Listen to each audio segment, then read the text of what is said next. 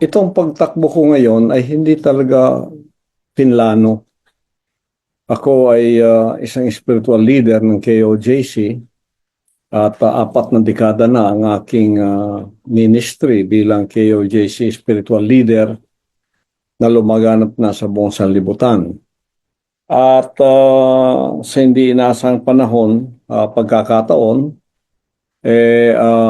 to make the story short, ako po ay na-involved sa politika na hindi ko naman talaga sinasadya at hindi ko naman talaga kasalanan. Naging kaibigan ko ang Pangulong Duterte at sinuportahan ko siya.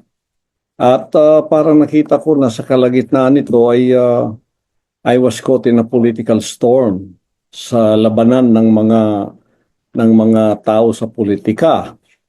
Kaya nakita naman po ninyo kung paano ako'y inusig mula pa dito, Amerika, ganun din, at ginawan ng maraming mga akusasyong hindi naman mapatotohanan upang ako ay managot sapagkat ito nga ay puro political ang dahilan. It is all politically motivated ang lahat ng nangyayari sa akin na wala naman akong kinalaman sa politika at wala naman talaga akong ambisyon at hindi ko po ministry ang maging politiko. Pero tingnan nyo, nananahimik ako at kaming lahat ng KOJC sa aking ministry. Maluwang, malawak at yun po ang aming inaasikaso sapagkat yun talaga naman ang calling ng buhay ko. Hanggang ako ay ginulo at idinamay sa mga bagay ng politika na hindi naman po dapat karapat-dapat na gawin yon sa akin. At nakita ninyo ang 16-day siege ng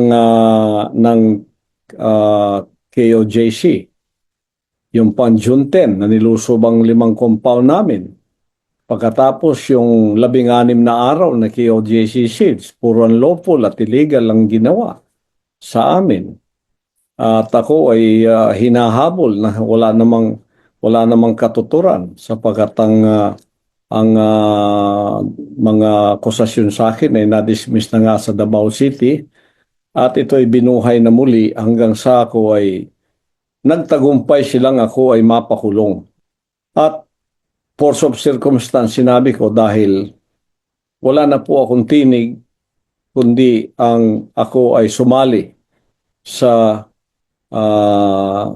political ring at tumulong para maayos ang bansa natin sapagkat hindi po ayos ang bansa natin.